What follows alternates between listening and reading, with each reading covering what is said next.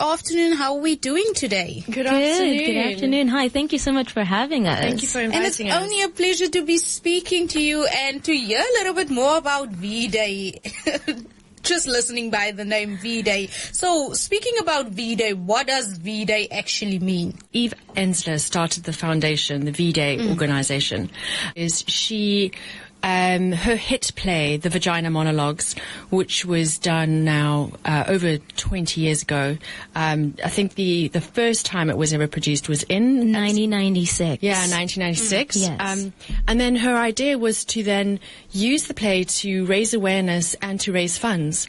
And it grew from there. So she started this organization where she allows performers, actors, college students, any group of women, men, it's all inclusive. Anyone can take part in VDAY all around the world, and all you do is you just apply on the website and you apply to be a host. And so our theatre company, the Sugar Daddy Theatre Company, applied to be a host. And we were granted the rights from 2016, and literally every year we've hosted VDAY.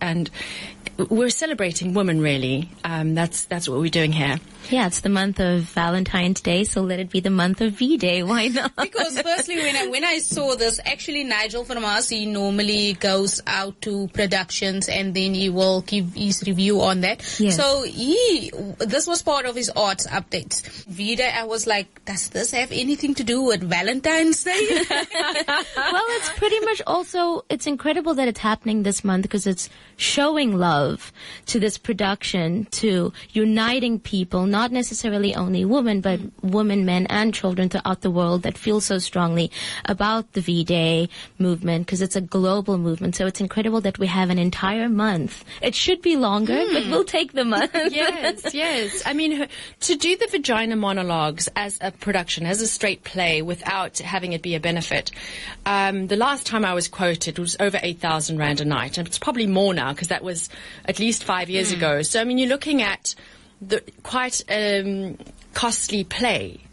Because it is so famous, because it is a classic, and it holds great interest here in Cape Town. There are many people in the younger generations, young girls coming up that have never seen it. And so we're very honored to be able to share it with them. And obviously we're doing it as a benefit performance, and so all the proceeds are going to Rape Crisis. You know, as your everyday citizens, we're actors, we don't feel we can give enough to help what is going on in our country.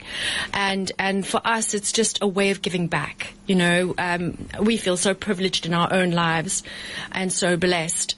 And yet there are so many women who are struggling in our country. And it's a way of giving back. And the organization that we are associated with, that we are proud to be associated with, Rape Crisis, do so much. Absolutely. In our community. And so to acknowledge them and to just have a way that we can all share in raising funds for them, where it really will make a difference. Absolutely. And it's so incredible, speaking from my point of view as a young actress, to be part of such an incredible movement. When I was approached in 2018, there's just certain things as a creative, as an actor, that you just don't say no to. And ever since you just feel part of something so much bigger than yourself, and even though it's just a couple of nights of performance, knowing that the message is going out there and hopefully gets received and lands on the right hearts means something. Absolutely. And the fact that you've mentioned it is a global initiative, so it's not like it's going to die out tomorrow or something like that.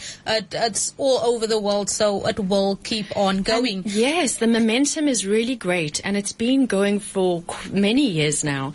And so what's amazing for us is on social media, we get tagged by all the other VDAY groups. So there's a group in New York, there's a group in London. I think there's a group in Stellenbosch that have tagged me as well. And so you sort of feel connected, and it's that feeling of one woman voice united. Absolutely. You know? And you do feel that. It's incredible. We were talking on our drive here just about, firstly, the incredible actors that is part of this production that sacrifice their time and are so hardworking. It's an absolute blessing to have such an incredible cast. And that they're just, when you're on stage, just feeling not only within the theater or the venue that you're performing, but throughout the world, you feel a sense of support and love, and that there's so many people in this march, in this army, that is just uniting for a right cause. And that's what we need. Absolutely. I mean, ultimately, the play is about, Eve Ensler interviewed over 200 women, and she got them to talk about their femininity, about their vaginas, and to use that word in a context that, as if I was speaking about my arm or my leg. Reason being, because there's so much shame, darkness, and secrecy surrounding such issues, that if you look at our older generations, they never felt, if they had a horrible experience around rape or anything, an infection, they never felt able to just go to their parents easily and speak about it, or go to a professional easily and speak about it. And I mean, one of the monologues, which is so sad to me, actually this is Allistine's monologue. This lady, which is a true story, had a horrible experience as her first sexual experience, and then decided to never, ever have sex again. And so she's like, over 70, and she's never experienced the joy of intimacy with another human being, because she just closed up shop after that experience, which she could never talk about. She just sort of thought, okay, I don't need to do that, and chose to live a life of celibacy and not have the pleasure of that or the joy of that, because it was so taboo and she couldn't talk about her issue, which actually in hindsight was the tiniest little issue that really wasn't, I'm not going to give the story away, but come and see the play. The issue was very mundane, and she could have spoken to somebody about it right then and there, but the shame, feeling like she was shamed by her partner at that time. And these are normal stories. These are everyday things. It's incredible. And I'll come back to the being a young person, because we think of my grandmother, if she read the vagina monologues, probably read it under her bed, or if she had something shameful to talk about, it was dealt with by herself. Nobody knew about it. She didn't feel like she had the platform to share and say what she was going through. And this is why this movement is so incredible, because it normalizes the word vagina, because people see it as taboo. It allows women to come out and talk about real deep issues that they're going through, and we need more of that. Yes, and also what happens is, when someone else is brave enough to share their issue or their problem or tell their story, you identify with it. And you know what happens with other women is now you start to look at them and admire them because they're brave. You don't judge them. There's no taboo around it. And I feel like that is where we're going. That's what we want more of. Like somebody would stand up and say to Eve Ensler in the interview, they would tell their actual rape stories, things that had horrific crimes that had happened to them, that they hadn't told to many people, who they hadn't reported it because of the shame and how society puts that on you, because you don't want to bring that into your space, so you just lock it away and forget about it. But now these people are sharing it, and that helps others to go, oh, well, I'm not alone. I'm not alone in this. This happened to someone else. I can talk about this now, and it doesn't mean I'm a bad person that this thing happened to me. And I think that is so important in our society, so that more crimes are reported and that are, brought to justice. Definitely, because that is the problem that we are faced with. It's mostly the younger generation that are more openly to speak about these issues instead of your grandparents and so forth. And even though, look at the society that we do live in, we have a voice and so forth, but yet there are certain times you are not able to speak about certain things, especially if it consists of a family member. Absolutely. And so forth. You just need to keep quiet. The neighbors don't need to hear about this, or don't speak to your teacher or whoever about this. You just need to hide it under the bed, basically keep it within Absolutely. the family. Yes. And that is the problem that we are faced with, because we can't be keeping quiet anymore. No. There is too many things happening around us, and it's our responsibility to raise the next generation better than the generation that well we said, are. Thank you. And that will never happen to them. I feel really strongly that women deserve and are allowed to have a voice and an opinion. And, you know, it doesn't matter if you agree with it or not. It needs to be allowed and acknowledged and accepted that people need to have a voice and to be given a platform. Very, very amazing question. This is why this play is so incredible, because it normalizes those taboos. Because here's a perfect example. We didn't ask as women.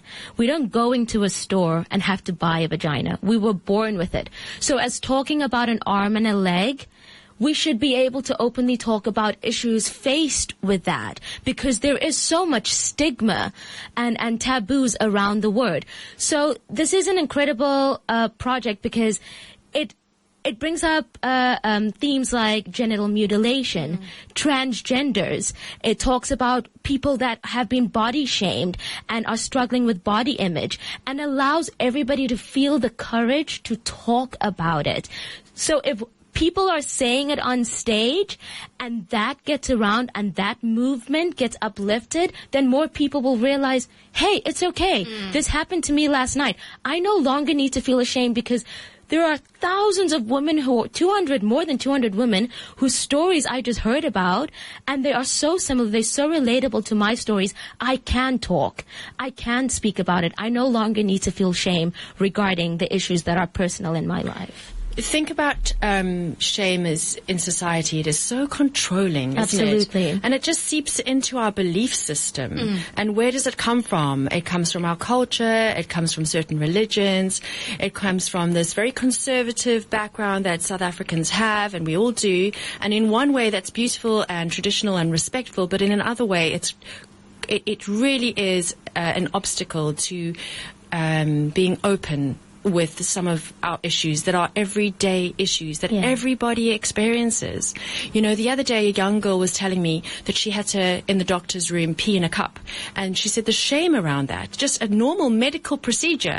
Why should we feel shame about pee? Do you know what I mean? Especially when you go to public facilities like the day hospital and so forth, if you have a yeast infection or something like that, it is required for you to do a urinal test. Absolutely. So once you walk with a cup of pee, it's like, ooh, you're pregnant because you are so young. That is the first thing that comes to mind. They don't actually think there can be anything else wrong with you. Right. Yes. And just think about, I grew up in a school there was a lot of kids were raised very conservative, and there were times where I did not ask to have my monthly period. And they call it a period. It's not a period. It's your menstruation. And girls were afraid to say, I'm having a tough day because this is currently what my body is going through. So it also is a sense of oneness. Yes. That you're not going through this alone.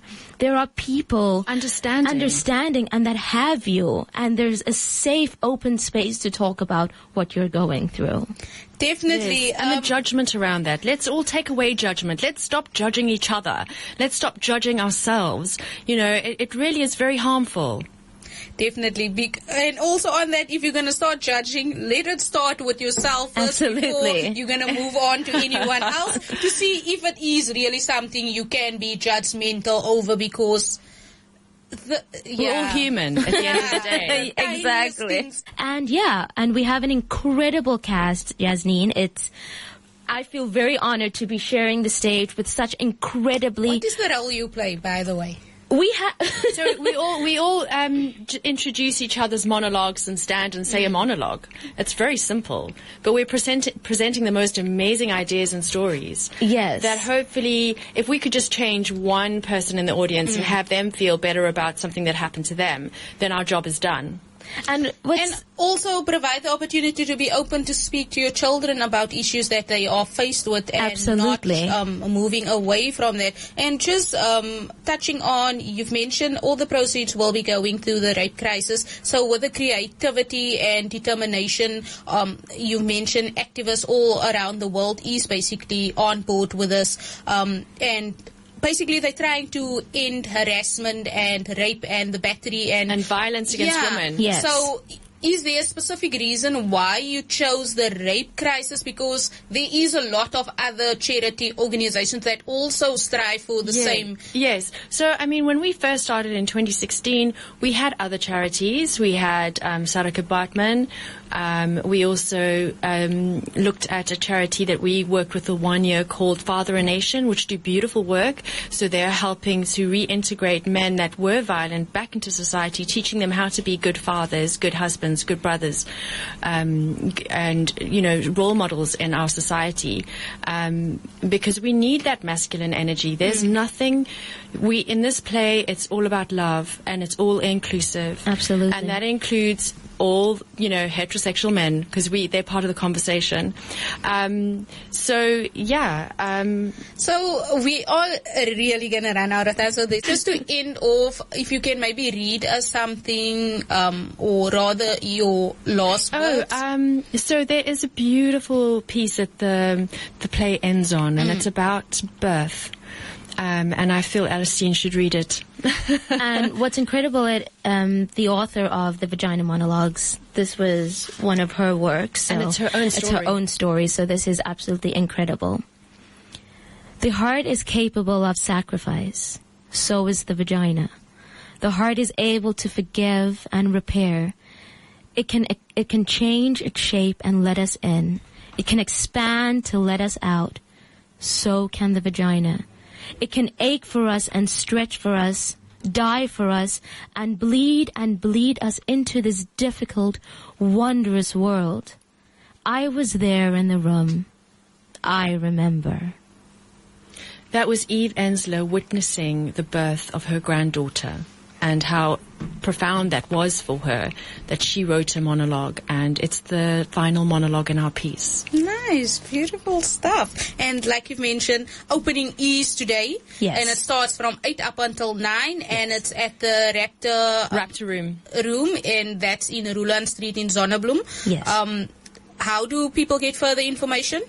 Well, you can phone the Raptor Room and you can book a table, or you can just turn up and make a donation, and, you know, you could find a chair or stand in the back or sit at the bar and just watch. It's very relaxed. It's very chilled. Yes. We want it to be relaxed. And tickets is 60 Rand.